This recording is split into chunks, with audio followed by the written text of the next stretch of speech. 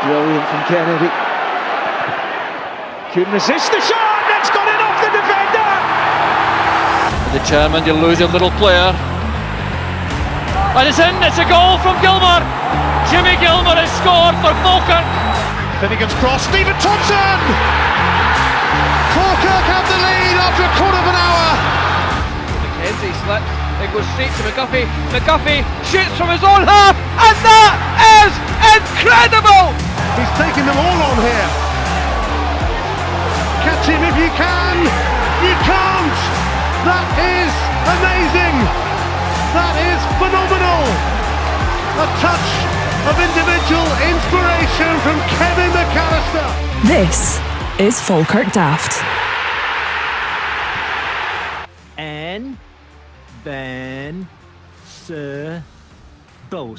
Invincibles. That is what we could be calling ourselves this time next week. 2 draws in 7 days, but hey, we're still unbeaten and there's just one more game to go. Can we do it? Yes, we can. I'm your host, John McInally. As ever, on Falkirk Daft, I'm joined by the Ginger God of Pod, the one man band in the main stand, a lover of the prawn sandwiches, Mr. Ross Wayne. Good evening, sir. Are you good? I am good. If you're watching the YouTube version, you will see that I am in the studio, the radio studio. So I've got all the buttons in front of me again, Ross, that actually can play off all the jingles and everything. I was just about to say, yeah, I take it you've got all your noises and things that... All the comedy effects and everything I can do. There we go, we've got a bit of canned laughter there. Anytime you do a bad joke. Perfect. Or tumbleweed. Yeah. Keep those on. I don't know why we've got it's Christmas. These are just buttons. Oh God, you wouldn't belong getting frostbite. It's all here. Now, would you like me to be the cat? Yep, there we go. That's what happens. The hours must just fly by at your work, eh? I know, absolutely. You were down at Annan yesterday, Ross. A long day for you. It was a 9 o'clock start from Elliott's, wasn't it? It was. 2 buses left the Graham Hotel yesterday morning, and yeah, I think, what time did it get there? Just before 11 or just after? It couldn't have been much after 11. We headed to the Shed. Not everyone did that. A huge chunk of Bairns fans went into the social club, which looks like a cracker of a social club at Annan, actually. But yeah, we went into a pub called the Shed in the town, which decent sports bar, pool tables on the go. Bit of football on the TV, there was darts, there was snooker, and at one point, as I was walking through the bar, there was porn on one of the TVs, which was the most... Yeah, you heard me. It was the most random thing I have ever seen in a pub. There was porn on one of the TVs, and you will never guess who it was sitting right underneath the TV. Our mutual friend, Mr. Stevie Berridge. Oh my word. I'm assuming someone had cast from their phone onto the telly. No idea. Because you wouldn't expect, on a Saturday afternoon, someone to be wiring straight into Pornhub on the pub television. Exactly. What's Pornhub? It's Liverpool. Good cover, mate. Good cover. I like that. But yeah, that's a very strange thing to be doing. There's Liverpool versus West Ham. Oh, and there's a fake taxi on the other channel there. Unbelievable. Well, I think we'll be heading to the Shed if we're ever back at Galablanc again then. Thanks for the tip, Ross. I think so. Yeah, I think so. So if we ever get drawn in the cup, we know where we're going. Yep. And I was at rugby. It was at Murrayfield yesterday, and congratulations to... FK is absolutely flying at the moment. Obviously, we've won the league. Steny have won the league. And also shout out to Falkirk RFC, who won the National Cup yesterday at Murrayfield after beating Last Wade. And it was, 34-21, the final score in that. And it was a great game of rugby, and well done to all the boys at Falkirk RFC. Fantastic. And to do it on Murrayfield, you know, like, I thought, like, they will be blowing out their arse because Murrayfield is a big Huge pitch pitch, compared to innit? what they used to play in Falkirk. But they got through it and they lifted the cup in the end. Brilliant. Loads of Amazing. supporters out from Falkirk as well. I met actually Brian Flynn from behind the wall as well. Big Falkirk supporter as Brian. He also does his bit for the RFC team as well. So he was at the game as well. So I was chatting away to him as well. But no, it was great day out at the rugby yesterday. I know it's not for everyone, you know, but, you know, we've got to support our local teams. So it was great. No, you're absolutely right, John. It's a good shout out, and there's no better stage for rugby than Murrayfield. So, no, huge congratulations to them. I also, just as we're talking about Falkirk teams doing well, the Falkirk women are obviously on the verge of actually winning their league because Steny. That is next Sunday. It's Steny, yeah. Yeah, Steny got beat today, so it's within Falkirk's hands. Really? Yeah, right. So if they win the next 2 games, they can do it. Look out on our socials, Ed, because that's going to be happening at Steny. I believe me and Ross are going to try and get down and watch the game as well, because it's just not far away from me.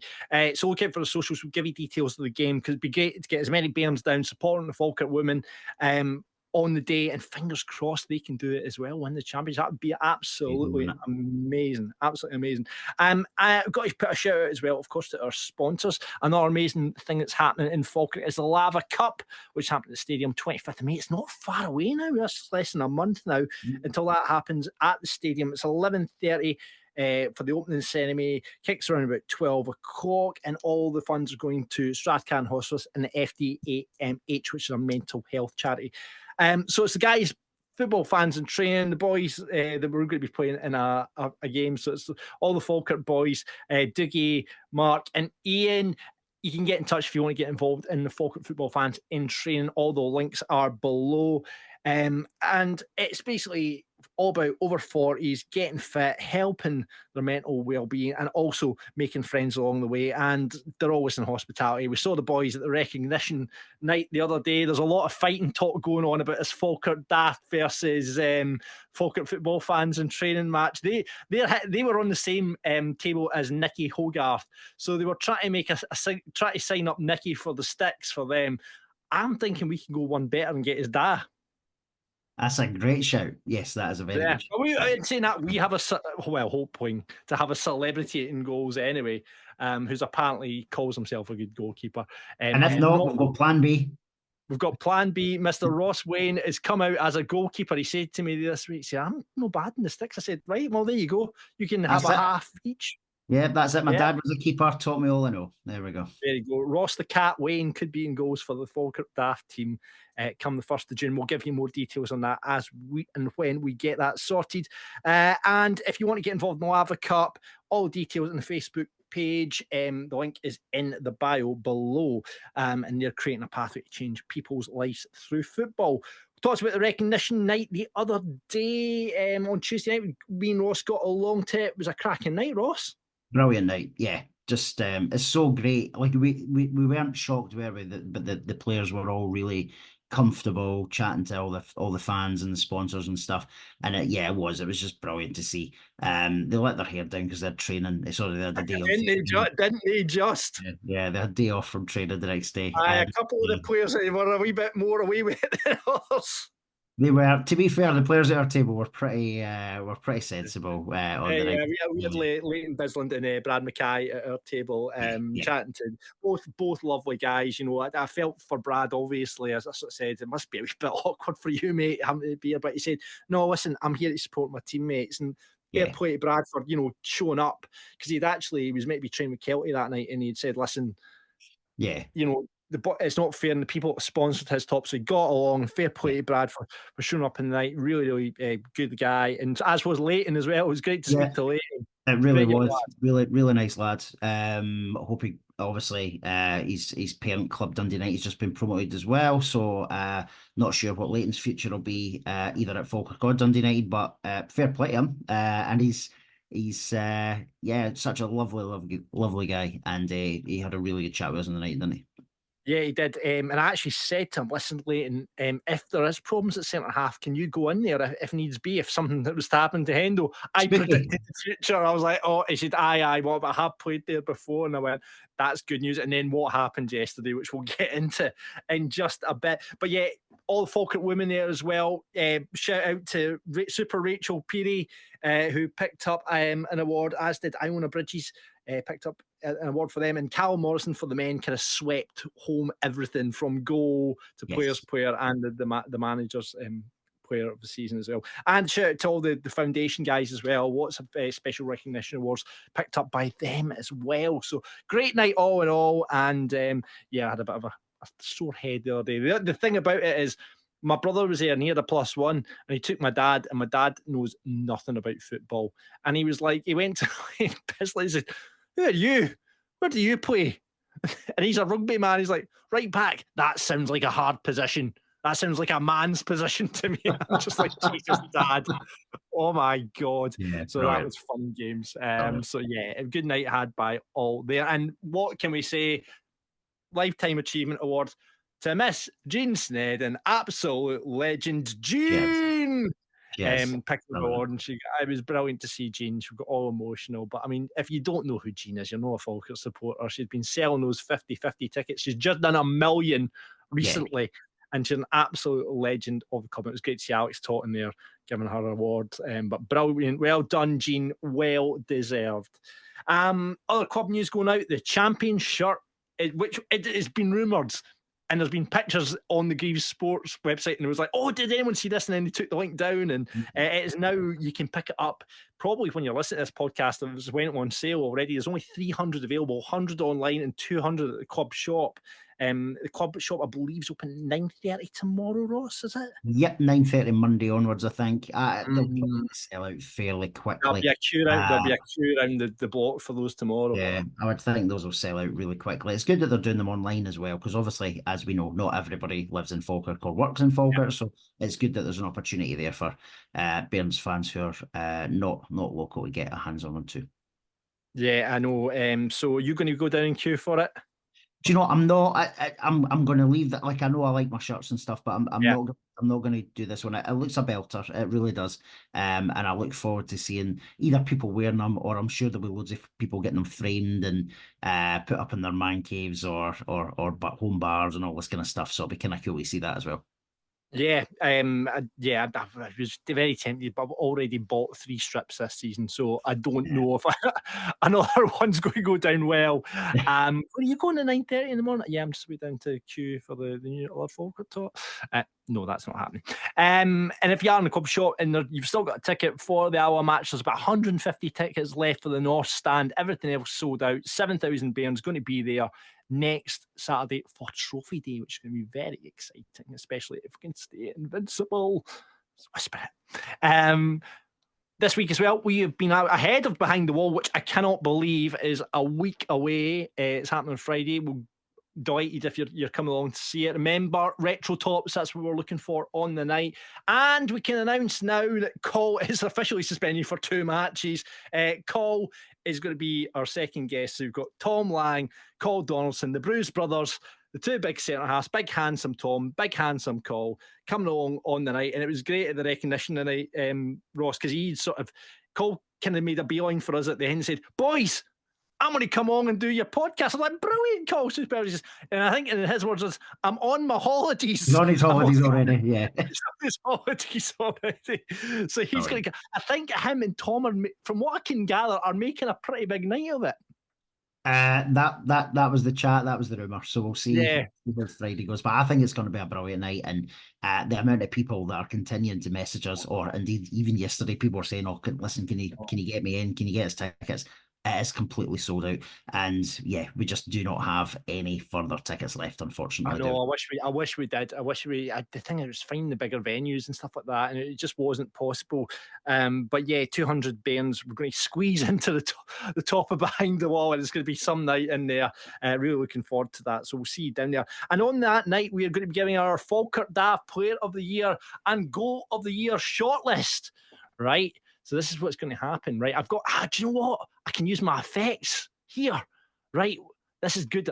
This will work. Right, okay. So we've been asking you on our socials to nominate your goal and player of the year nominations. And we can go, first of all, to our goal of the season nominations. See what I'm done there? I like it. Right. And the goals of the year are as follows. Callum Morrison versus Montrose. Ethan Ross versus Formartine. Carl Donaldson versus Alloa. And finally, our fourth goal of the season contender is Tom Lang versus Annan.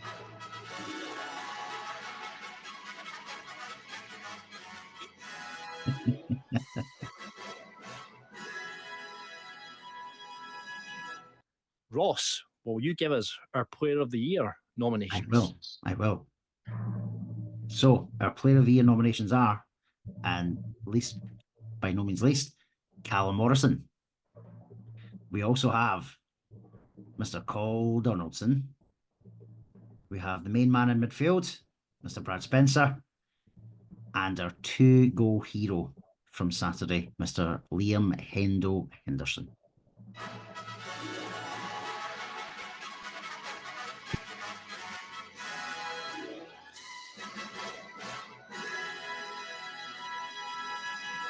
Beautiful. So there you go. That is going to be our Player of the Year and Goal of the Season nominations, which we will award on our night behind the wall, and we'll obviously come back on the podcast, let you know who wins that. We'll be putting a vote out to see who wins those awards this week, and we've got nice trophies made up, which we'll give out on the night, hopefully, as well. So, I mean, you can look down that Player of the Year nomination and you go, look at all the players that missed out. Aidan Nesbitt, Calvin Miller, Tom Lang himself. Any one of them could have been Player of the Year this season. We've said it's such a Leon McCann, Mr. Reliable, Finn Yates. I mean, they're all absolute superstars, but we could only put it down to 4, and that's your 4: Cal Morrison, Cole Donaldson, Brad Spencer, and Liam Henderson. They will be awarded on Friday night at Behind the Wall. Hopefully see you there. Right, okay, something a bit special on Falkirk Daft now. We spoke to these guys. Was it the start of the season we spoke to the directors, Kenny and Keith? Yes, I think so. Either that or towards the end of that. No, it was the start of the season. It was. Yeah. So we thought we'd catch up with our board of directors, and this week it's not Kenny and Keith, it is Gordon and Keith. So please welcome to Falkirk Daft, our directors. Evening, gents. Good evening. Nice to see you, boys. Yeah. Good to speak to you. We're both down at Annan yesterday, both suffering as a result, I believe.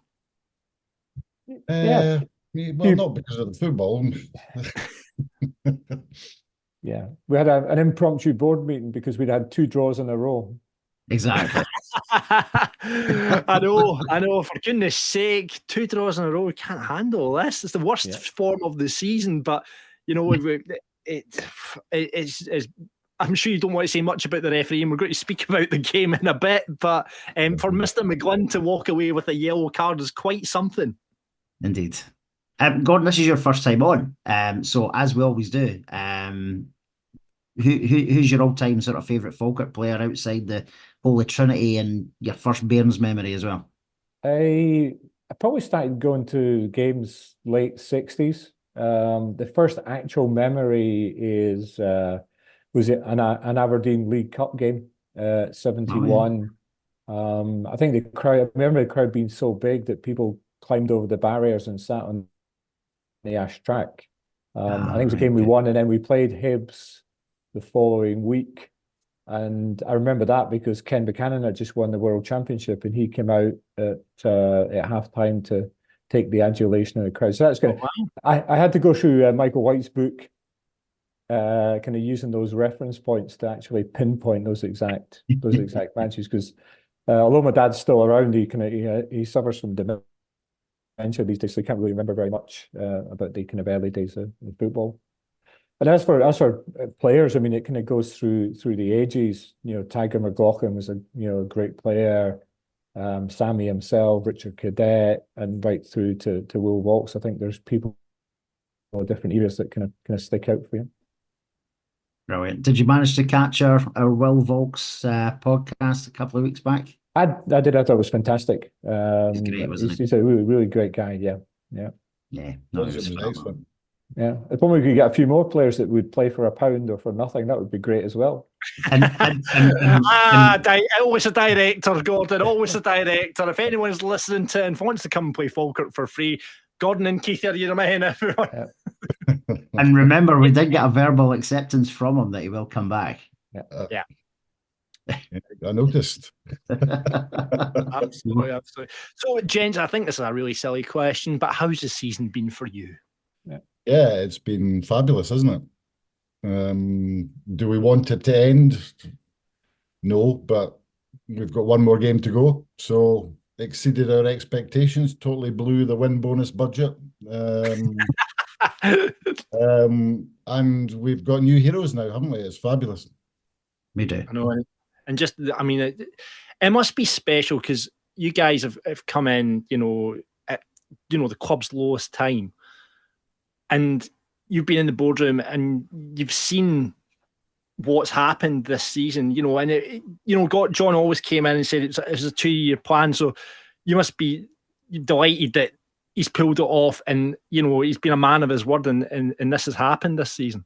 I think if only it were that easy and you sit down and you find a great manager and he goes, well, it's a 2-year plan. And we go, right, okay, we'll give you 2 years then. I think, after the Airdrie game, certainly the first game, and you had 50% of the fans calling for his head, it takes a bit of nerve to stick with it and say, no, he's the right guy. We saw improvements. Yeah. It was a dreadful match to be at, and it was even worse for us because we were right in amongst the Airdrie supporters.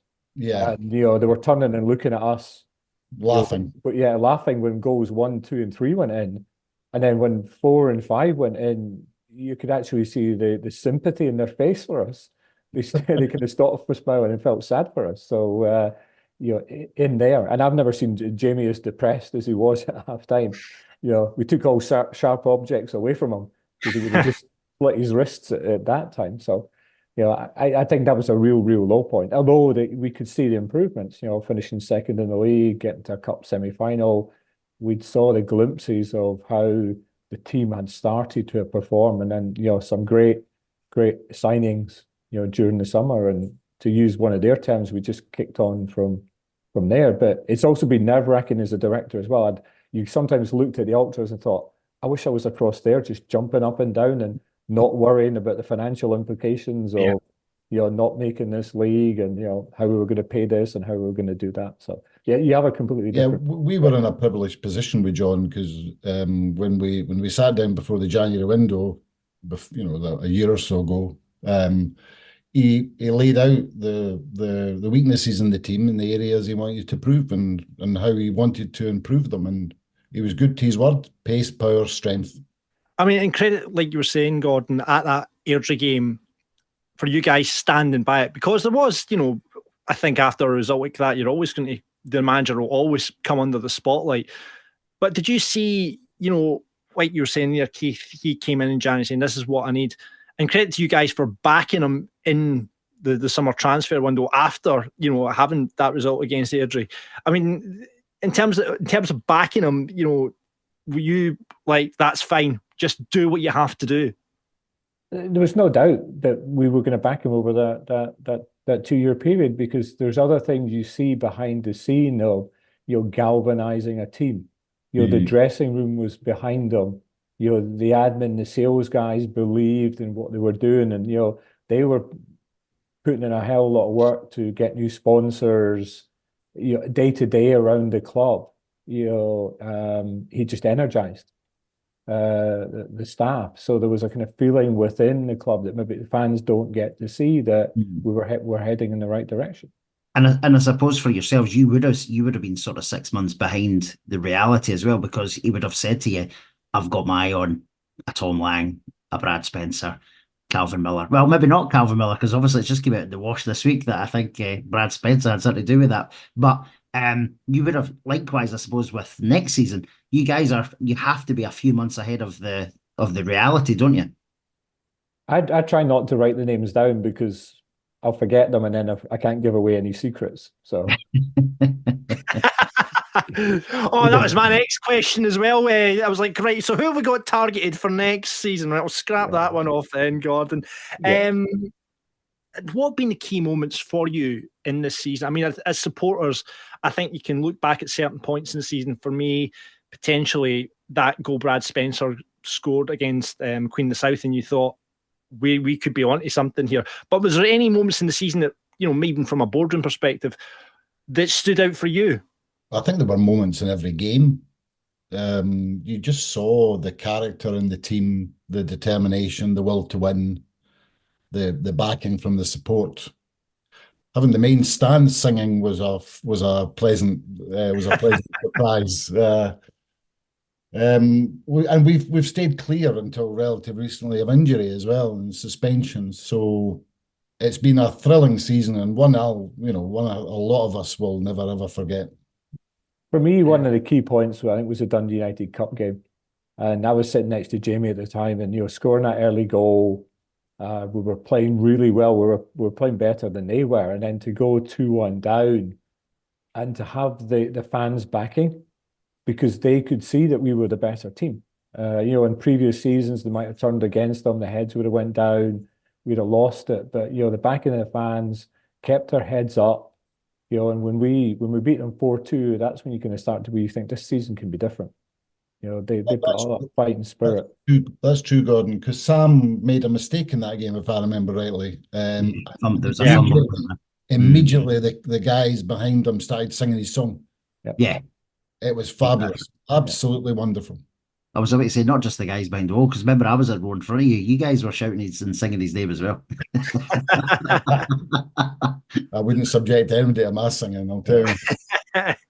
I mean, you looked at that there then, Keith. How important have those ultras been? I mean, you guys obviously had meetings pre-season with the boys, sanctioned this section. How important has that been, not just to the team and the management, but for you guys as well?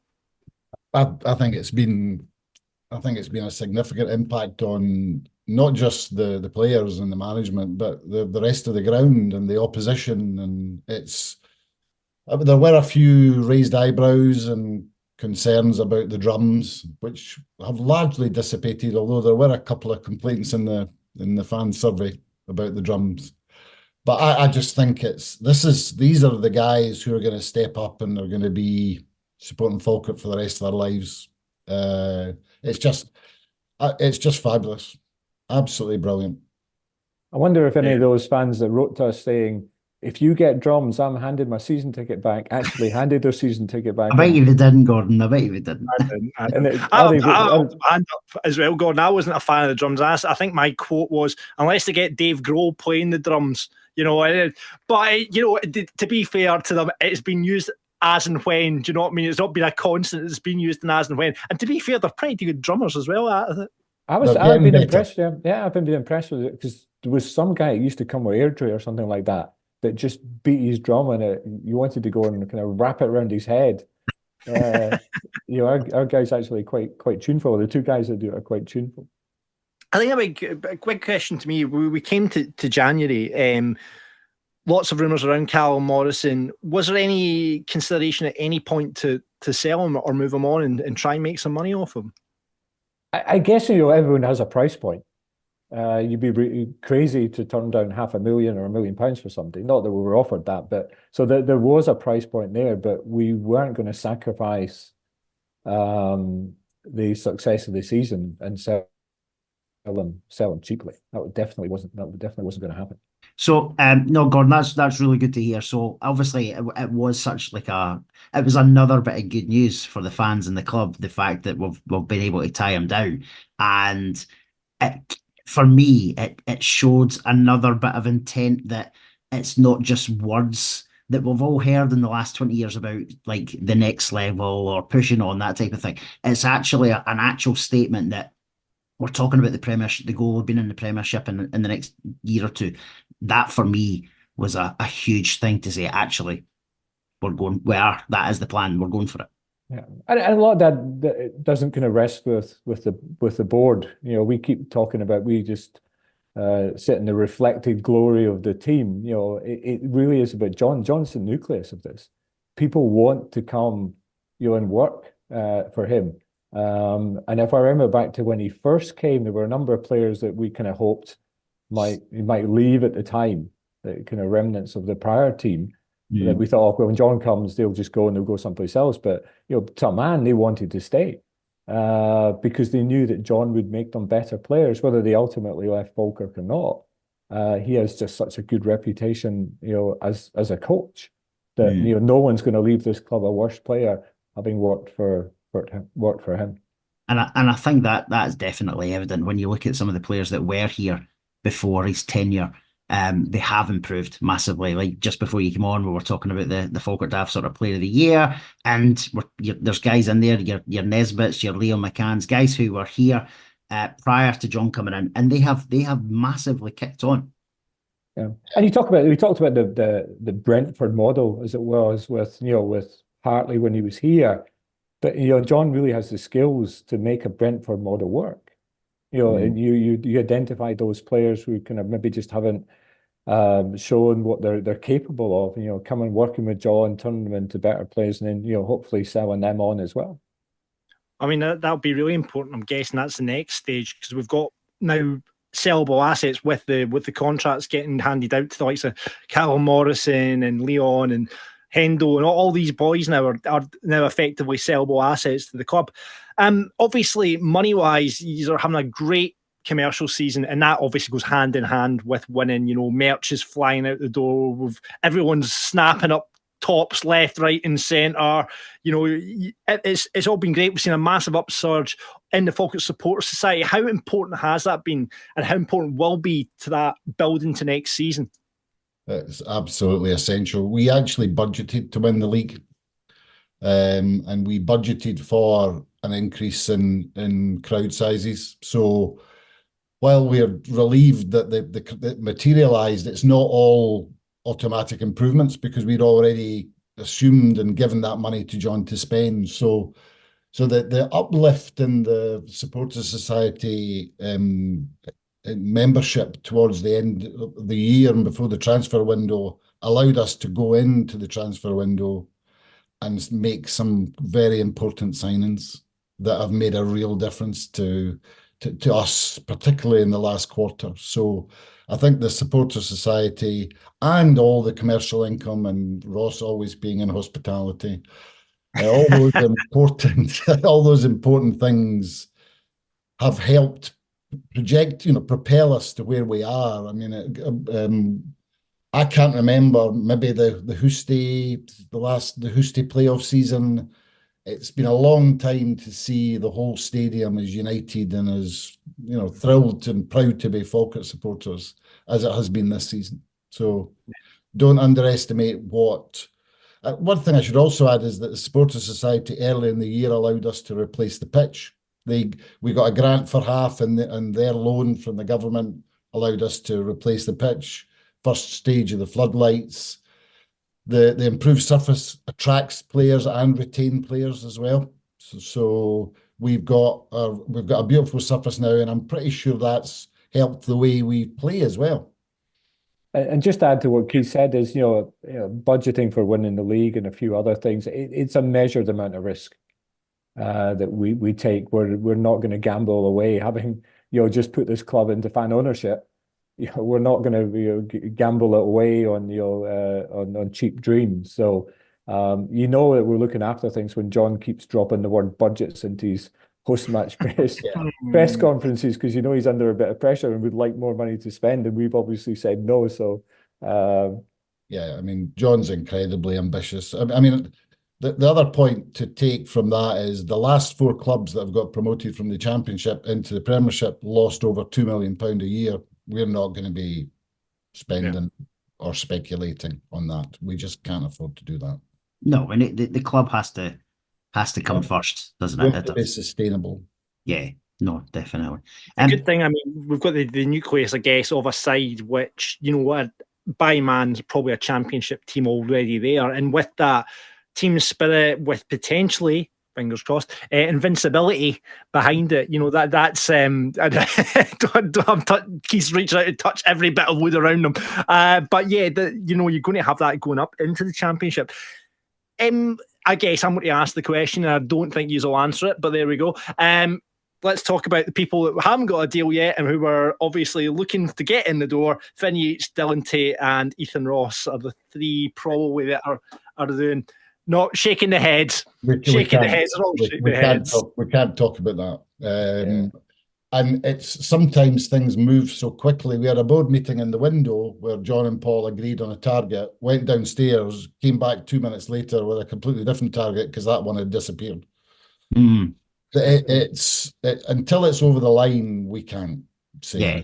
It's sorry. It makes sense that you can't comment. The only thing, if I may ask, and indulge me for a second, how long did you laugh when the email or the phone call from Hamilton came in about signing Agyeman, Morrison and Miller?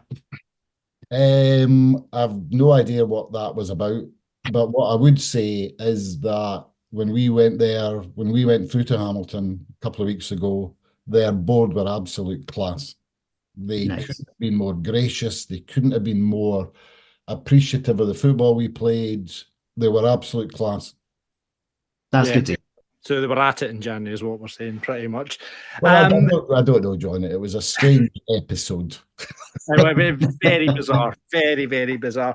We talked about the commercial aspect. Obviously with the club doing so well, obviously we're getting a lot more media attention. Has there been any investment opportunities? Anyone that's come in and said, well, we'd like to be involved in Falkirk? Because has there been because with success, like we say, the merch comes, people then go, oh, hold on a minute, that's a good opportunity. Has there been anything around that side of the business? We've got that for probably the past two or 3 years, and it comes from strange places. Yeah, Israel, Germany, Canada, America, Australia, and what we generally do is we'll sign an NDA and non-disclosure agreement, which is why we don't generally talk about who it is or what they're doing. And some of those conversations last half an hour, our initial meeting, and we think, well, we're not a really good fit. Some of them will last weeks, some of them will last months, and some of them just kind of sit in the background. As a fan-owned club in a three-legged stool, we are aware of the benefits that external investment can bring. So we're open to talk to most people that want to talk to us. Yeah, and it's our legal obligation as directors to listen to anybody who expresses an interest in investing in the club.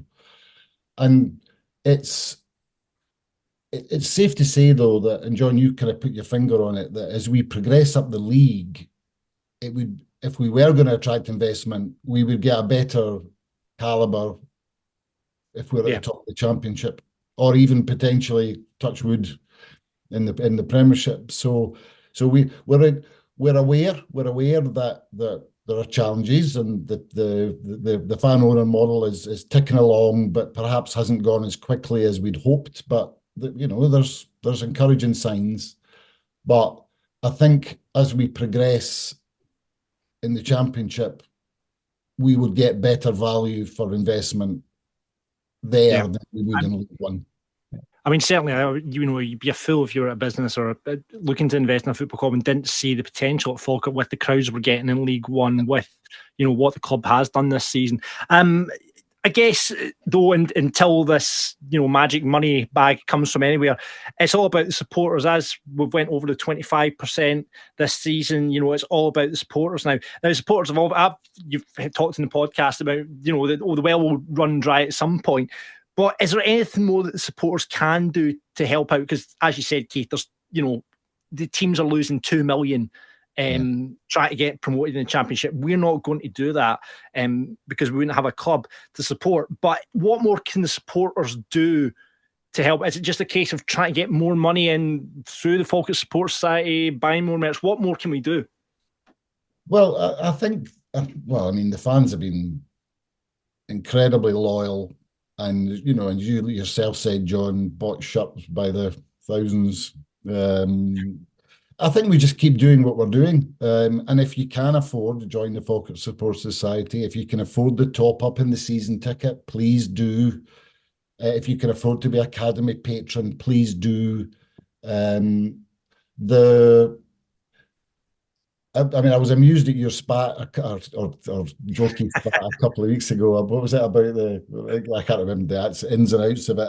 And we see that dynamic a lot with our support, and we're very conscious of the fact that, oh, you're always asking for money, but we could easily have a break-even budget, but we wouldn't have much of a football team.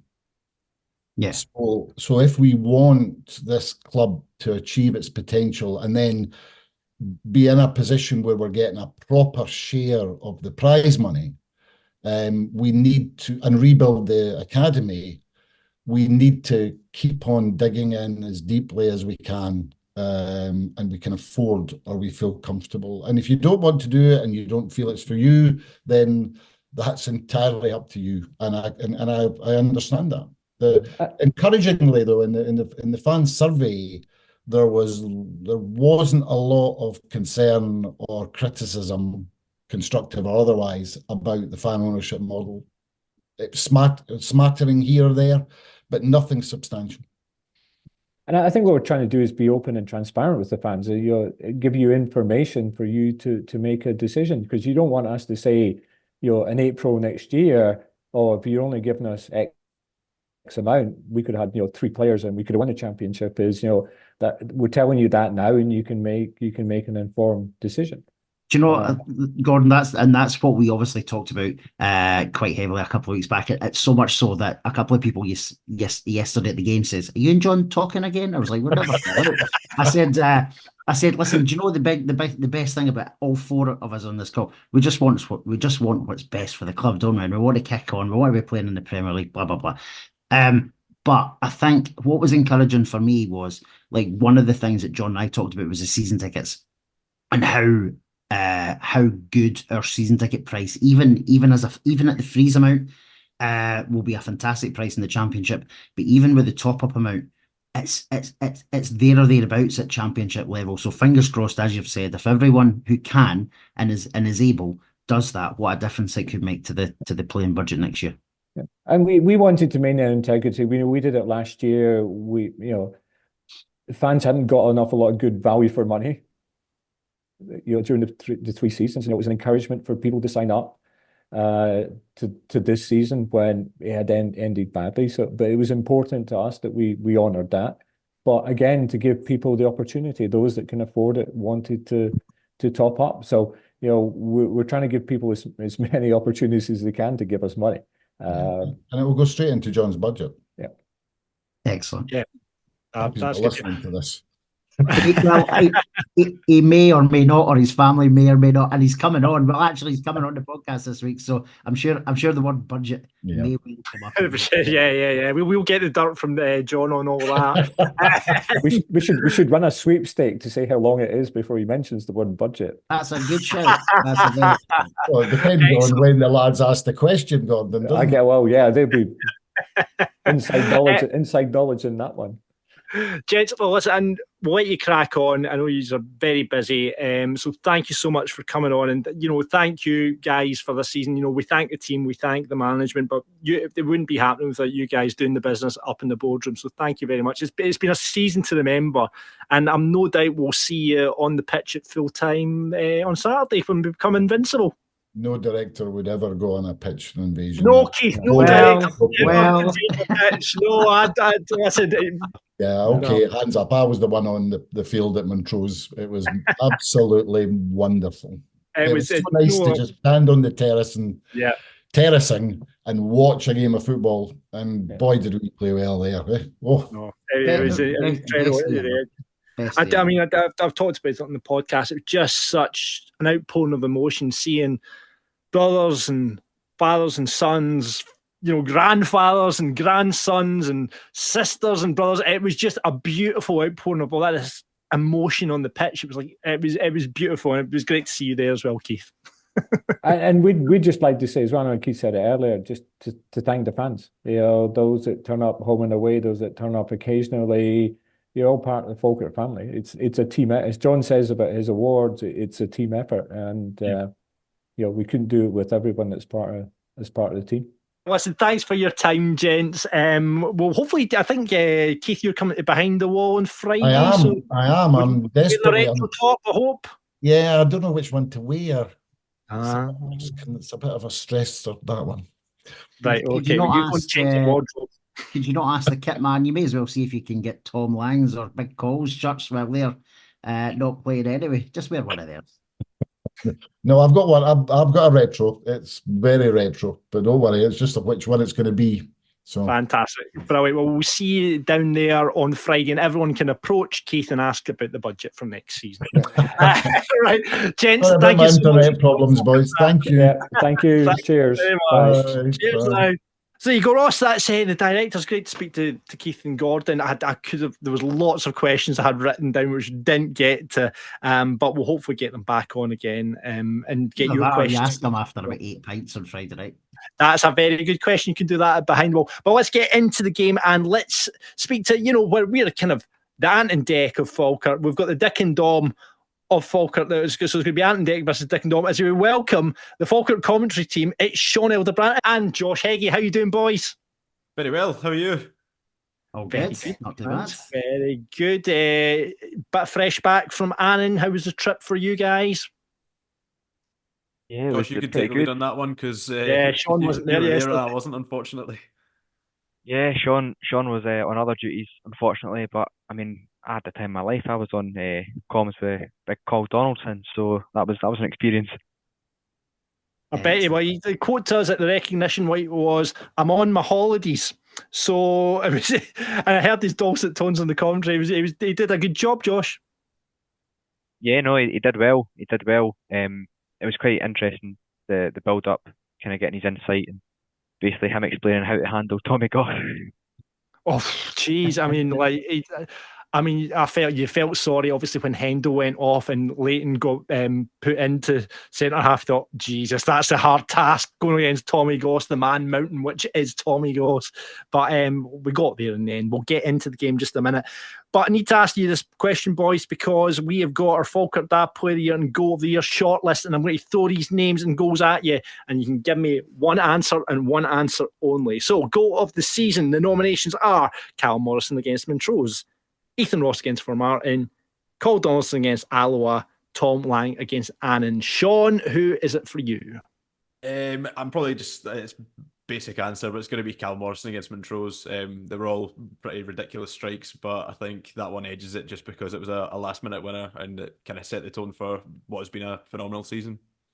Yeah, and for you, Josh?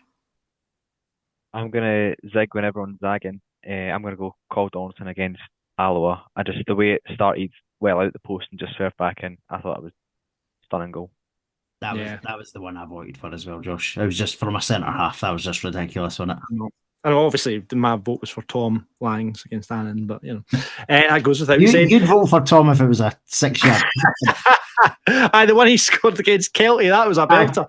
I'm surprised that's not being considered. Right then, play of the year then. 4 names we've got here: Callum Morrison, Cole Donaldson, Brad Spencer, Liam Henderson, as voted for by the Falkirk Daft listeners.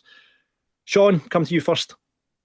Again, very basic, but Cal Morrison, just his contribution over the course of the season, I don't think you can really argue. I think everyone's been phenomenal. From everyone who's played their part has been absolutely excellent. You could go for Cole, you could go for Brad, you could go for Hendel, you could go for pretty much anyone, and it would be a fair answer. But I think Cal Morrison is a shoe-in for pretty much every Player of the Year award, and I think he'll get the league one as well, the PFA one, and I think he'll probably get just the SPFL one too as well.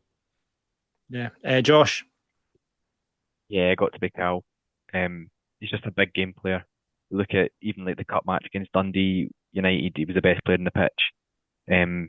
Just countless times, the 8 goals in March, just to really, that was the crucial point in the season, and just him taking just the reins and just banging in the goals and securing that title. Yeah, no, it's been a phenomenal. Like we said earlier on, like that's a short list of 4 when easily you could have had Aidan Nesbitt on that list, Tom Lang on that list, Leon McCann on that list, Finn Yeats on that list. It's just been unbelievable. And as we saw in the PFA Awards, 10 out of 11 Falkirk players on that side, which is mental. Should have been 11. Should have been 11. Justice for McKeever. Exactly. Yeah, exactly. Right, let's get into the match then. I didn't make it down. Ross, you were there. Josh, you were there. Change in the side. Leighton Bisland came in. It must have been after our chat at the recognition night. He got in for Finn Yates. And Leon McCann was in for Cole Donaldson, obviously. So slightly different with Hendo and Mackie at the back. Bisland on the right and Leon McCann back at left back. Great to see a guard of honour for the team as well coming out. That's continued. And 800 Bairns turning up at the ground, Ross. Yes, another brilliant away crowd. Most of them well oiled, as has been the norm. Oh, well, do you know, maybe a wee bit quieter yesterday, I thought. I don't know whether it's a lack of a roof at Annan, but I don't know if it was as noisy as it had been. Either that or all the boys and girls had peaked by about 1:30 in the afternoon from an early start. But yeah, another superb travelling support, massively. Yeah, we came out the box pretty much flying, Josh. Yeah, it was a really kind of fast start straight away. Falkirk in control, and I think they had a chance at McKeever. It was Calvin Miller down the left hand side. The first 50 minutes, he was electric. Just had the beating of Galloway down that channel, and McKeever had a good header. Just went over the bar. Had two corners, one after another. One I think came at the edge of the box. Spencer's shot was kind of tipped over the bar, and then the short corner where the clearance off the line, and then eventually we did take the lead about 50 minutes in through another corner. Yeah, I mean, it has been, Sean, something we've really improved on this season is our set pieces. You know, and me and Josh have a laugh about the short corners because I pulled them out, but it has worked. That's been, I mean, I don't know how many goals and statistically we've scored from free kicks and corners this season, but there's been a lot, and we saw that in this game as well. Yeah, 100%. I think it's the variation on the set pieces as well. You mentioned the kind of short corners and whatnot. It's clearly something that John McGlynn and Paul Smith really work on the training ground. You know, different ones, short ones, varied ones. You know, they seem to have a kind of litany of different set pieces and an almost kind of NBA playbook type thing. You know, there's so many different combinations that you see on week to week, and so many of them have kind of came to fruition. Although the goal at the weekend, Henderson's goal, was just a really good delivery, and Hendo dropping his man and smashing it away. I mean, look at the amount of goals that, I mean, the players like Hendo, Cole and Tom have all chipped in with this season. You know, it has been like that. Just shows you, you know, and I know like Cole's only got one header and the other two were absolute crackers of shots, but they have played their part, and I think you need every player in that team, you know, to have a season like we have to play their part in it. It's, you know, and Hendo, I think, is on 8 now. Is that right? Josh, you maybe have the stats more up to date than me. No, I don't have the stats in front of me, but yeah, he'll be chipping in a lot. I know they've certainly scored against Cove, he scored against Kelty. I know he scored a couple of cup goals as well. He definitely got the winner against Ayr United at the start of the season. Yeah. So that's something that I think last year he was a bit frustrated. He was getting chances, and this season he's really just picked on and managed to add finishing onto his game.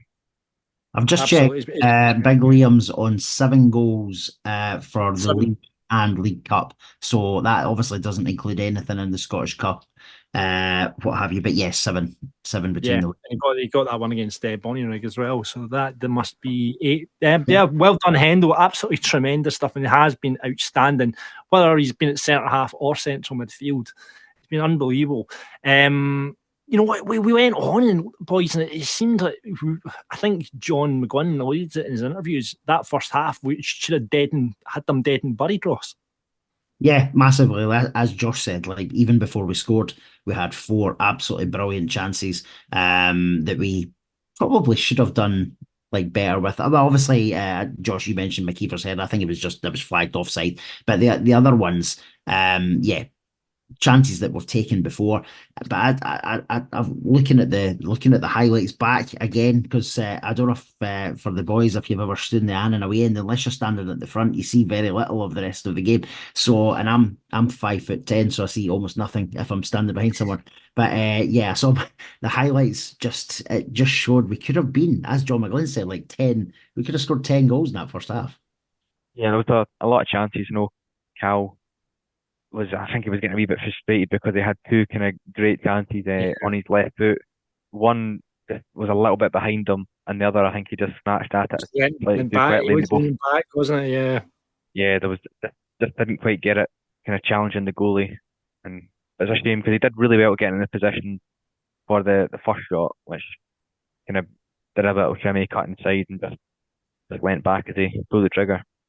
I think one of the best shots for me in the first half was Dylan Tate's, and the keeper obviously got down really well and sort of palmed it round the post. But like Dylan Tate's just got some engine on him, but some shot on him as well. Just the pair of them yesterday, Spencer and Tate, they were absolutely everywhere, especially in that second half. Just tracking back. Sometimes you're not sure if they're like playing right back, left back at times.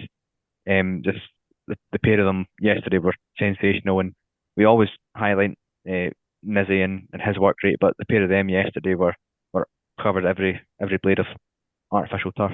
You guys might have, we asked the directors about this, you guys might have more of an inside scoop. We obviously asked about Dylan Tate, Ethan Ross and Finn Yates, so the kind of three out there that you'd still like to see at the club next season. Dylan made any inclinations to you that he'd like to stay? I think he's pretty much said that he's really enjoyed his time at Falkirk, and I think I kind of overheard him having a conversation with someone basically saying it's not up to me, it's up to kind of the clubs to sort it out. But he's really enjoyed his time, and I think just for staying. He seems to be really enjoying his football. You know, he's kind of rediscovered his love for the game after having a pretty decent period of not playing a consistent run of games. Over a couple of years, and obviously being back under John McGlynn and Paul Smith. He's an integral part of a title-winning team, and a team who could well be a team which goes down in history as well. So I think that he probably would quite like to stay on, but obviously it just depends if the clubs can agree something. But yeah, I'm sure every Falkirk fan would agree it'd be absolutely magic to have him back with us next season. Be absolutely unbelievable. So, we talked about the chances there that happened in the first half, but a bit of kicking the balls. The Annan penalty comes right on the stroke of half time. It looked like, I'll be honest with you, I don't know if there was much complaints about it, but certainly the first one looked like a shove in the box. I think it was a Bisland pushed over the Annan player, and it did look like a penalty to me. What did you guys make of it? The only complaint from our point of view was we didn't think it was a free kick to begin with. It was the goal kick got sent forward. Sean Mackey goes up and heads it clear, and the referee blows for a foul 10 yards further back. Henderson supposedly bringing down Tommy Goss off the ball. Call especially wasn't happy with that, but anything a defender was doing and getting given against him, Call wasn't happy with. But that was particularly soft. I know to then give away a penalty from that felt a little bit hard done by. And it's a shame to mention the ref because he had such a good game otherwise. Oh no, wait, no. A local lad, I believe, as well. Yeah. That's another Ross's. Yeah, Ross has got a theory that the local lads who are referees overcompensate at Falkirk games. Well, yeah. Listen, that's just the way it looks. I'm sure if you asked them, that would be no. Of course we don't. But that's certainly the way it looks for me. I know we could spend 25 minutes or the next 25 minutes talking about the ref, but in that scenario, I think it was a penalty. You're right, Josh. In terms of the build-up, questionable. Hogarth was really unlucky though with the pen. I thought he was going to get his hand hit. To be fair. Yeah, he guessed the right way. He got down really quickly, and it just clips off the post, and very almost didn't go in. It almost came back out again. But when you hit the post like that and goes in, you're no keeper saving that.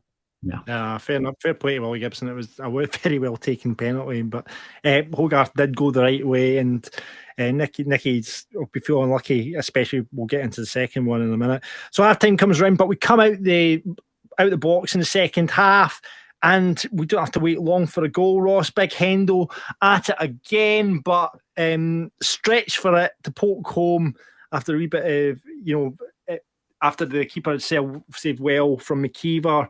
Yeah. But in the in the midst of doing that stretch, he's basically done his hamstring. Gutted. Yeah, no, absolutely gutted.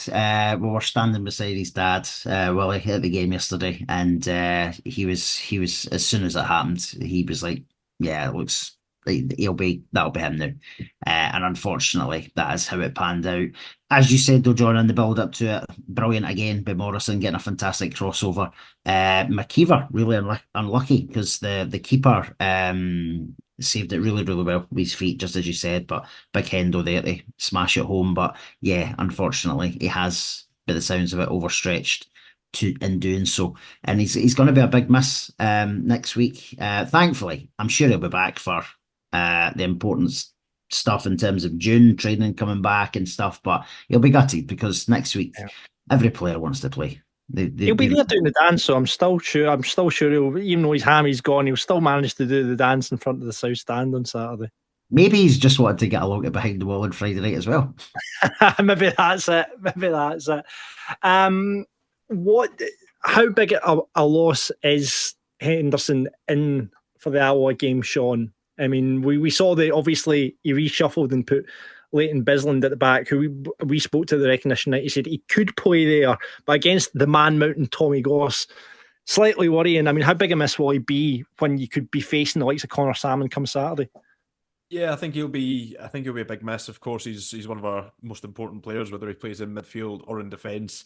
The one thing that might go in Leighton / Sean Mackey's favour this weekend is I don't think they'll be playing against as big a physical striker. I think it'll probably be more likely Bobby Wales, who's a very, very good player, but he's not that same kind of big bruiser as a Connor Salmon or a Tommy Goss. Although, in saying that, Andy Graham has probably got one eye on the playoffs.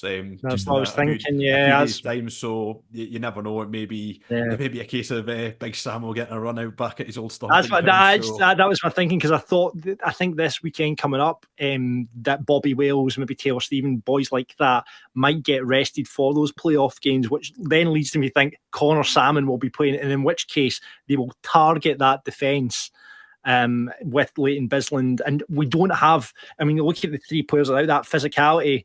You know, we talked about the goals earlier on, Carl Donaldson, Tom Lang and Hendo. That's our three big bruisers there, and they're all out now. So we think Andy Graham might take a look at that and go, well, this is a game that's probably made for the likes of Connor Salmon. Yeah, quite possibly.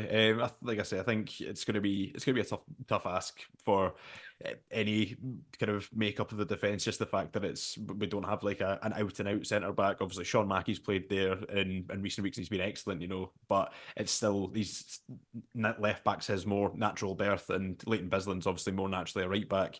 I seen chat on Twitter about whether there would be a possibility to recall Logan Sinclair because he's not playing within the SPFL, but I've got no idea whether that is the case or not. I'm just repeating what I've seen on social media. It may be something that's possible, or it may Sean, the other option, and it might be a bit of a wacky one considering I don't think he's ever played there for us, but Stephen McGinn, could he fall back into the centre back position?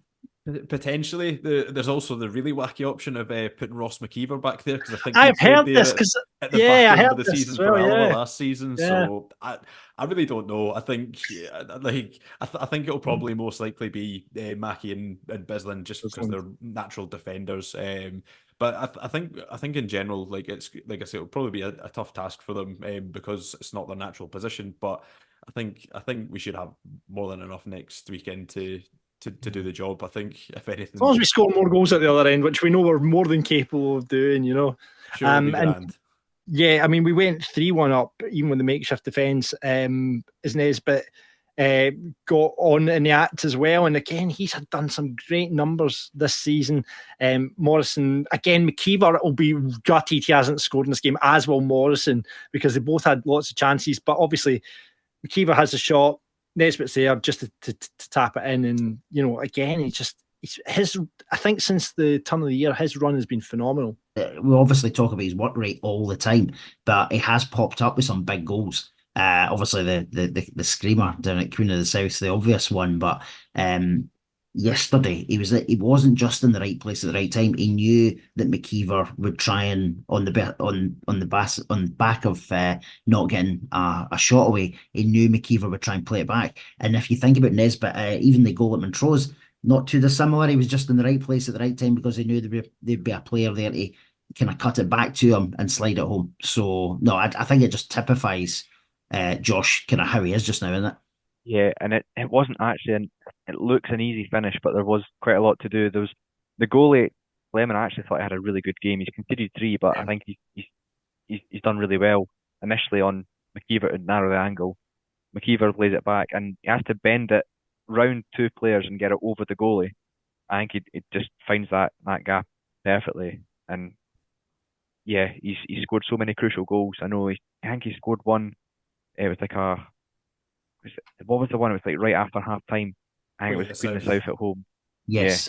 Yeah. He scored that goal, and that was so crucial to get points at that time and open that gap up. So he's obviously he can score. He scored the one against Kelty as well. I think it was 4-5-1, and that was kind of his first goal for outside the box in a while. And now he's got those goals. The confidence is there. He's taking on those strikes. He had an effort as well outside the box at the keeper save. But having the confidence that he's got these goals under his belt, he's taking those shots on more, which I'm loving that. Yeah. Do you think so? We went 3-1. You think you're up the road at that point, and just see this out, Falkirk, brilliant, up the road with the 3 points. But Annan get themselves back into it. Do you think it was it was a penalty, right? You guys all know better than me. What was that given for Josh? Or Ross, could you see over someone's head to see what it was given for? No, if I'm being honest, the clearer view was on the highlights. But even then, when you watch it, Josh, you probably had the benefit of watching it a few times. It looks like there's just a tangle of players, but does it look purposeful? I'm not convinced. Right, there's 2 potential fouls in here. Both I didn't see. It was on the bus back. Ned showed us he's got some photos. The first potential incident is Gary Oliver, I think, brought to the ground, and he potentially might have brought a player down with him. But the one that's kind of more obvious is Finn Yates has thrown himself at the ball to try and just block it. The shot goes away, and then his boot basically goes into the striker's ankle just after the shot's gone away. Right, okay. One of those ones where it happens quite a lot and nothing happens, but after it's right underneath the referee's nose and he's seen it. If you see the still image, you're not complaining about it. No. But it just depends on the context, because I hate making decisions on still images. But yeah. So it looks like, judging by the fact that it happened in front of the referee, and we've seen photo evidence that it probably was a penalty, Josh. Yeah, I was raging at the time, but having seen it, I'm less raging. Okay, that tells a story. But yeah, 3-2 goes on our penalty from Ollie Gibson. I've always said, why do keepers not sometimes just stand in the middle? Because see, 9 times out of 10 they would save people go down the middle so many times now. See, if you just stood like that and not moved, you'd save them. But I guess that would look silly if it went in either side of you. So yeah, 3-2. And then you kind of felt with the way the defence was made up, did it feel like Annan were going to score to you, Ross, or were you? If I'm being honest, no. Even though they scored the penalty, there wasn't a lot then happened, because there was obviously about 12, 13 minutes between their getting their second goal and their third goal. But it's not as if they were like hammering us trying to get an equaliser. That just wasn't how it was looking. Likewise, we just looked as if we were kind of showing up to try and get the 3 points to take it up the road, as you said. So when they did score, it felt like a bit of a shock, if I'm being really, really honest. And having watched it back, because again, our view wasn't great down the side, the terrace and at the side of the stand, it's obviously just a ball forward that was a hit and a hope. And unfortunately, their players read the bounce of the ball better than ours. Leighton Bisland kind of, went past it, and again, he's not a centre half, so he's just not read it well at all. And then obviously, the man Aiden Smith managed to get in there and nip it for 3-3, and pretty much last minute, like they did up at our place. And like you said though before the game, but we did have obviously Captain Chaos. By the way, shout out to Ian, who got a Captain Chaos t-shirt made up for Alfie Agyeman, presented him at the recognition night. Hats off to you, sir. But Captain Chaos again had that 30-yard drive and it just comes off the post. But It's, if Sean, if I was to say 3-3 before the match, would you have taken it? I mean, if it keeps the unbeaten run going, then yes. But I think in the context of the match, it was a bit disappointing. But again, the title's sewn up. Like the main thing is just staying unbeaten till the end of the season by hook or by crook. And 35 down, 1 to go. Let's go to trophy day. Let's get 7,000 bairns behind the boys, and let's stick a bunch of goals past Alloa, and then have a right good night after it. Amen. Amen, brother. We need to score lots of goals because I'm not confident that defence will keep a clean sheet on Saturday. So, right, Calvin Miller, Callum Morrison, Ross McKeever, Nain Nesbitt, it's all on you come Saturday. We're going to have to have lots of goals scored because it is going to be a bit of stress. Listen, guys, I won't hold you any longer. You guys can scarper off. Sean and Josh are both playing fives. We'll hear from the manager. But listen, boys, hats off to you. Thanks for coming on. You've been brilliant on comms this season. I keep hearing Sean's just Morrison over and over in my head. How many times Sean's went with that? It's been absolutely incredible. You've both done a fantastic job this season in the absence of our very own Luby. So well done, boys, and long may we hear Morrison from here on in. Thank you very much, guys. Much appreciated. Nice to kind of catch up with you again as well. Good man. We'll see. We'll hopefully see you on the pitch come Saturday, if you're allowed to leave your commentary berth. All right. Cheers. That's Josh and Sean, the infamous Falkirk commentary team there. Thanks for coming on the podcast. And let's hear what John McGlynn had to say after the match. John, a bit of a strange game out there today. I feel like we probably deserved the win, but here we are with a draw. Obviously, would have wanted to win, but again, the unbeaten streak continues and just one more to go. Yeah, I thought we should have been well ahead at half time. I think the game should have been buried before half time. We had numerous chances, right for the word go, basically. Right for the first minute, we created opportunities there. No clinical enough in front of goals, no showing the composure that we need to score goals. We scored for a set play, it's a good ball in, and Liam Henderson's got himself a lot of space actually to finish it. Well done. And he gets a second goal. Unfortunately, he's got to come off right after that. Maybe allow Annan a lifeline. I've not seen it back yet. Penalty kick, I don't know if it was or it wasn't. A long free kick into the box. Should be a simple ball to defend. We don't defend it, and it causes a problem. And the ref's given a penalty, stuck it away. So it gave them a lifeline really, because we were so dominant in the first half, all over them. And he would get a good start to the second half with Liam Henderson scoring, as I've said. So we've scored for that set play as well. We get ourselves 3-1 up around about the hour mark. So a good move in which Aidan Nesbitt's eventually got the goal, which is 3-1 up. Should be in a comfortable position. But again, another set play goes in the box. A lot of bodies in there. Never really, again, I'll need to look back and see what was going on. But the referee gives another penalty. What can you do? Stick it away in the back in the game. And unfortunately, with the changes we've had to make in defence and so many defenders out, for me, we should be able to clear the third goal, and we don't, and we get punished. So yeah, the saving grace is that our unbeaten run continues, but we're disappointed to be 3-1 up here and no go away with all 3 points. Say the number of goals we could have scored the day, that could have been double figures, and yeah, we're walking away with 3-3. Walking away with a 3-3, and my mate used to call a 3-3 a yogi. Because it's Shri Shri, used to call it a Shri Shri.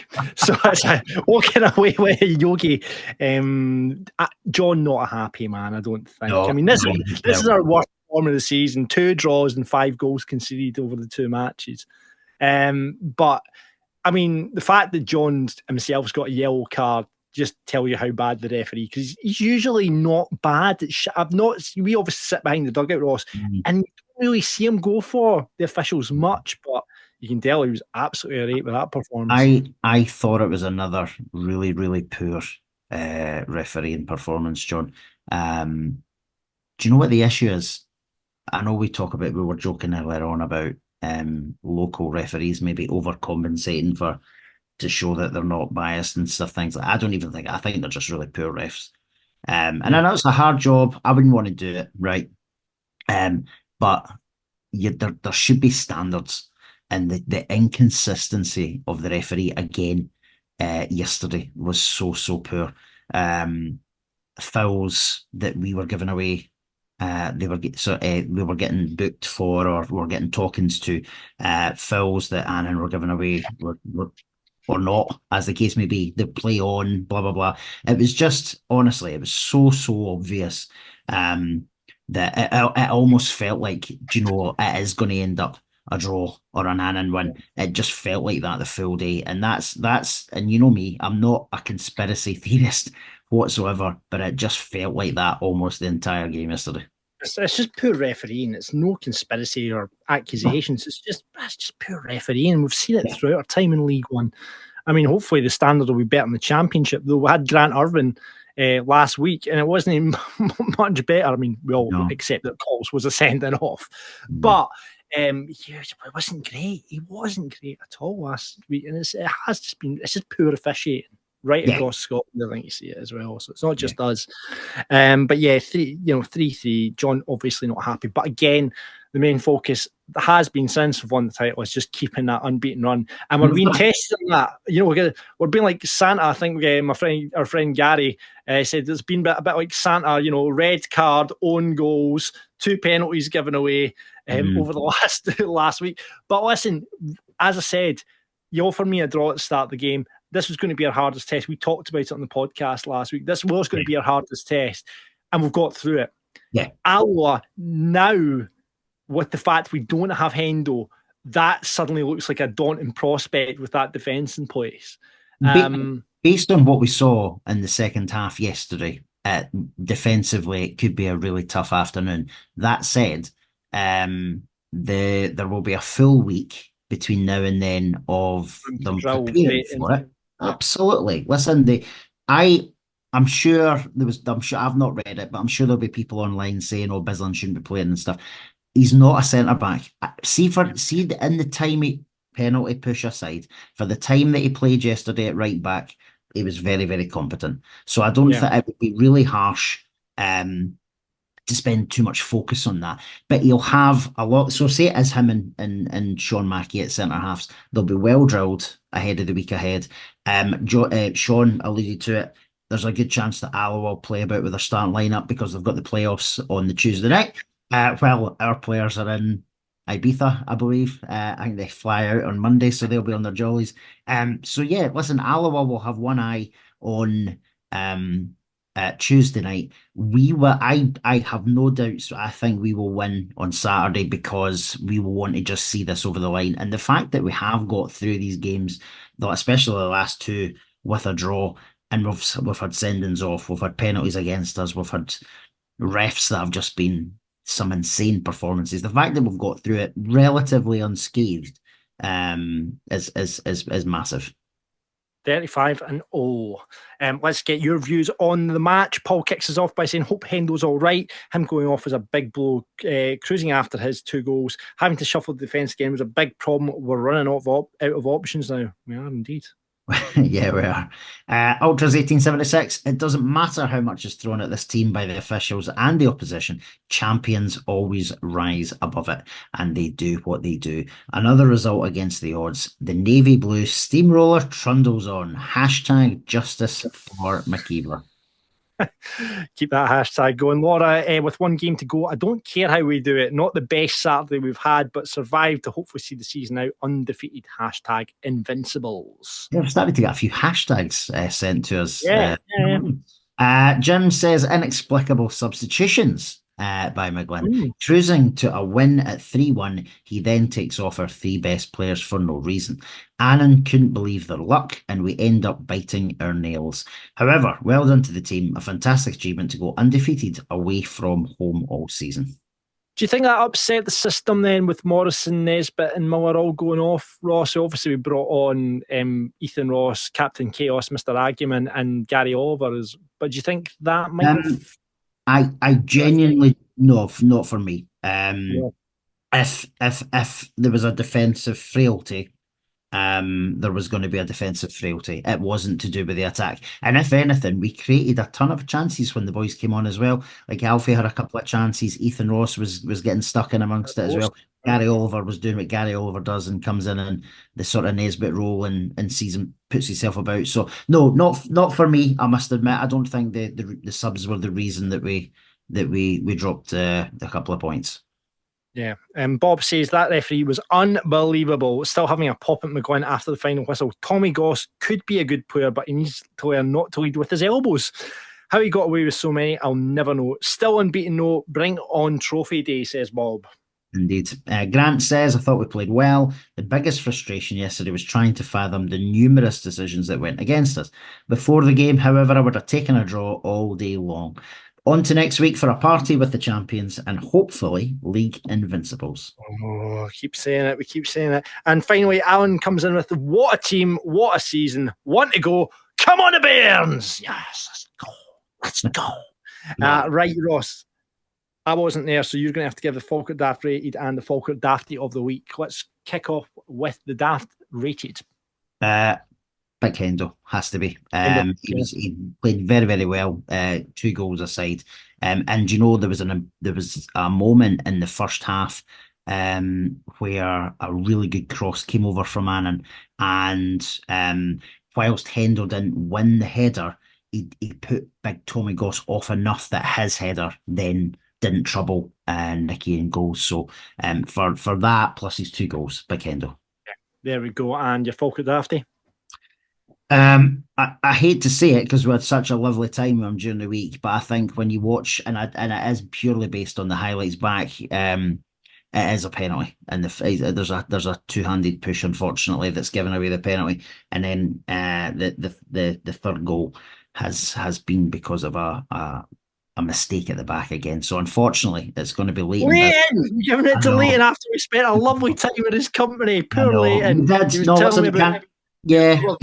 Can't say anything bad about the guy, but he just he was at the wrong place at the wrong time a couple of times yesterday. Not his doing, I might add. He shouldn't have been at centre back but then with the injuries you can't allow for them, can you? So sad to say, but I think it's going to have to be Leighton. I was speaking to Leighton, I was like, "What are you drinking?" He's like, "Disaronno and Coke." He was putting me on to Disaronno and Coke, so he said it tastes like Dr. Pepper. So I'll try that. I'll try that on Friday. But that's a shame for Leighton. But yeah, he's like you say, we've talked about the options about Ross McKeever moving to centre half, but I suspect it'll be Leighton. I'll be playing there next.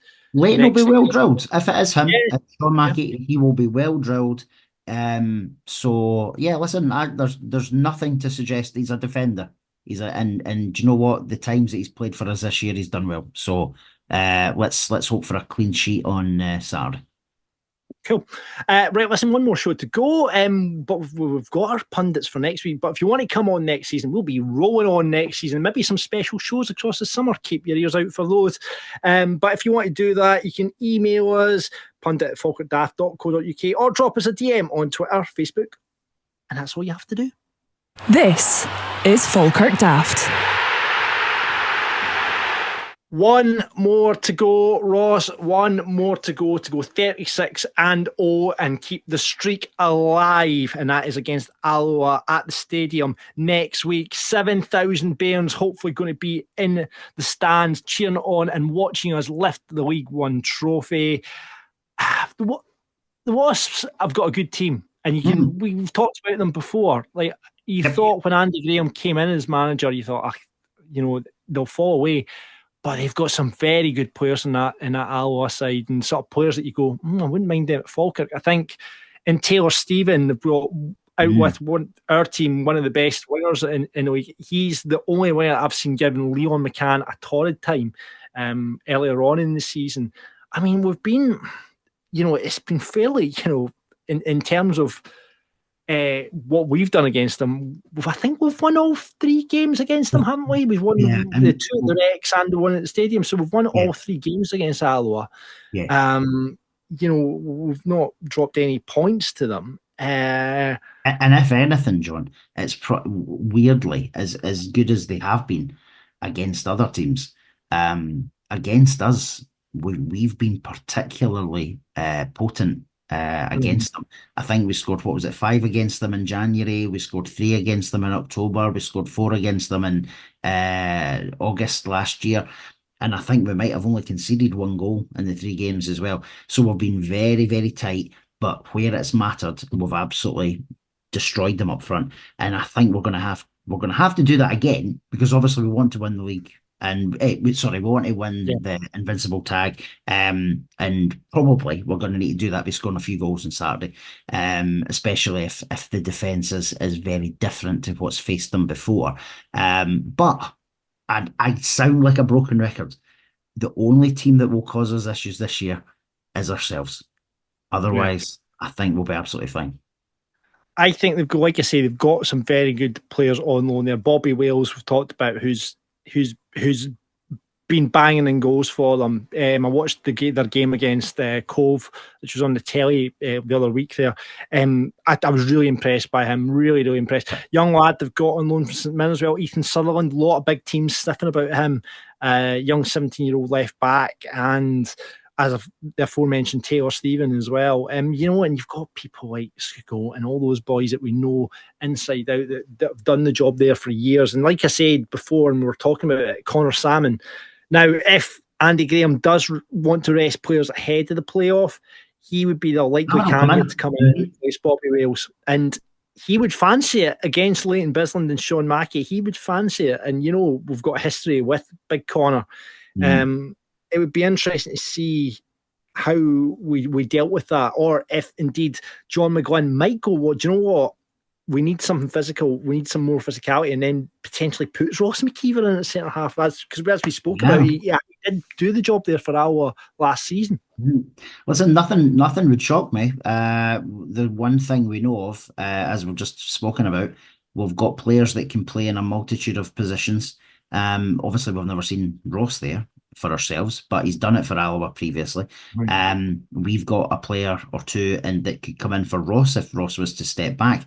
But as Sean said, I genuinely think it probably will be Leighton and Sean at centre halves. And listen, we're making out as if the two of them are like 5'4". I'm sure Sean Mackey and Leighton Bisland are, well, certainly Leighton's taller than me. I reckon he must be about 6 foot, and Sean, I think, must be about the same. So it's not as if they're 5'4". You know what I mean? They're going to put a good account of themselves, and they will want to after how Saturday finished as well.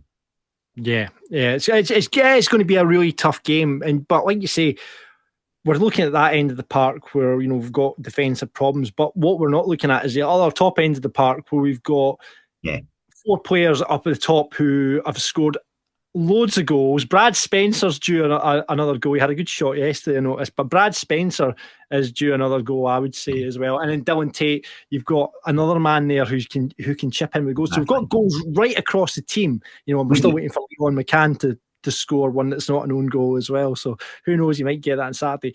But it could end up something ridiculous if it could, like we've seen the last couple of matches, when it went 2-2 and 3-3, and we've got goals right throughout the team. So it could be one of these mad matches that ends like 4-3 or something ridiculous, 4-4 or something.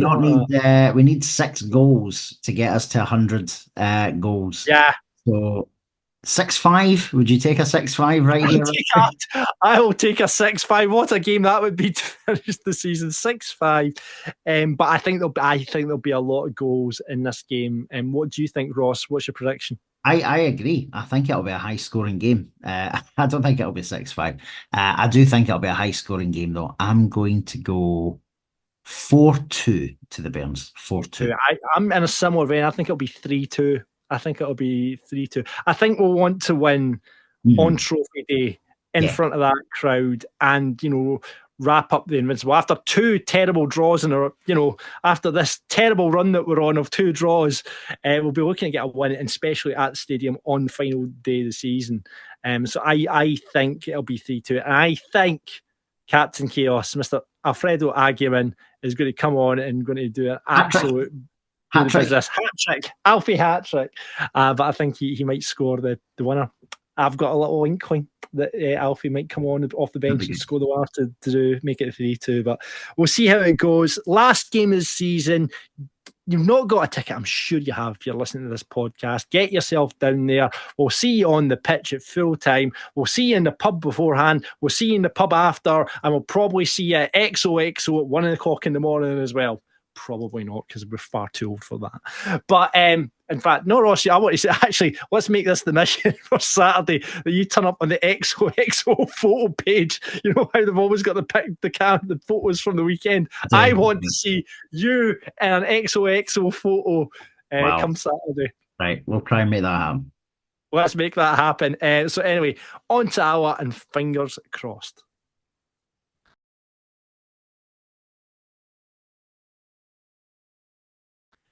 That is it for a very packed edition of Falkirk Daft. Thank you very much for listening. What sort of sound effect do we have here? You got any songs? Have you got any songs there? We've got songs here. Yeah, I can do. Do we? Got lots of things like that. Aberdeen. You Warnock saying Aberdeen. Aberdeen. Steve McLaren. I sort of knew when I came here, and Champions League. I don't know why we've got all this stuff. Why you would even need that, I'll never know. You always see Steve McLaren try to do his Dutch accent. What are you talking about? John, I don't know if this will go against like the YouTube rules and stuff, but maybe as a one-off, we finish on like "We Are the Champions" or something like that. I don't know if you can. Oh no, that'll take the stream down. All right, don't do that. Yeah, I've had an occurrence already this week with that. So when I tried to play a song and it basically ruined our podcast, I did.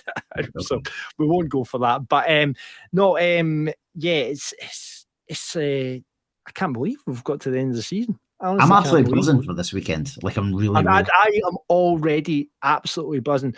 We're party at Ross's house before we're all going around to Ross's wife, and his kids are out, so we're all going to Ross's beforehand. He's going to be serving bacon rolls and sausage, and it's free beer as well. That's what I've heard. Yeah, no, that's not happening either. However, Friday night we'll kick off behind the wall. It's going to be brilliant. It really is. Yeah, I'm really looking forward to it. So if you've got your ticket, we'll see you down there. Carl Donaldson, Tom Lang going to come along. Sam McGivern, Chris McGill's going to be there helping us review the season as well. I hope you've asked them to come up and do that. That'd be great.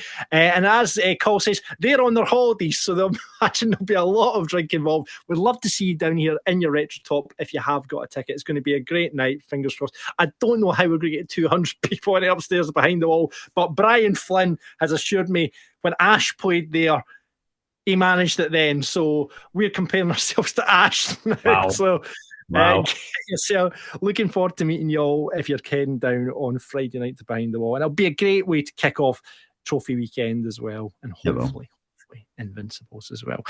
Listen, if you don't already, leave a review, rate us on Apple, Spotify, wherever you get your podcasts. Like and subscribe the YouTube channel. Very different this week because I'm in the studio. You can get merch still as well. I know it's the end of the season, but maybe you want to get some Falkirk merch. I've got an idea if we do go on Invincible. I've got some merch ideas for that as well. But you can get stuff we've got already, merch.falkirkdaft.co.uk, and get in touch with the show anytime. You can do that on john@falkirkdaft.co.uk, ross@falkirkdaft.co.uk. If you want to be a sponsor, like our lovely people of Falkirk Football Fans and Training, Lava Cup, 25th of May, down at the stadium, be there. And all the links for that are below as well. But yeah, if you want to sponsor the show and get involved with the Discord chat, loads of chat happening in the Discord. I've read all sorts of rumours there. I don't know if people are just making it up, but apparently Michael McKenna of Arbroath is heading our way next season. That is the strong rumour. Yesterday I had 3 or 4 people asking me what's the chat on that, and I was like, don't know, but yeah, his name's getting bandied about quite heavily just now, so maybe that'll be the first one announced. Get involved in the Discord chat if you've got any rumours. If you don't have Discord, it's just basically a chat room. Loads of Falkirk supporters in there. I had to ban a few people this week because they were just Annan supporters had invaded the chat room, so just kicking them out left, right and centre. I don't know why, but anyway, get involved in Discord. The links are below. Right, one more game. Come on. One more game to become invincible, and hopefully we do it against Alloa next weekend. We'll be back no matter what for the last show, probably the last show of the season, to talk about that and everything else that happened at the Behind the Wall night. We'll see you up the town on Saturday night no matter what anyway, and on Friday is going to be some weekend to be a Bairn, and I'm here for it. Ross, what do we say at the end of every podcast? Expect unexpectedly.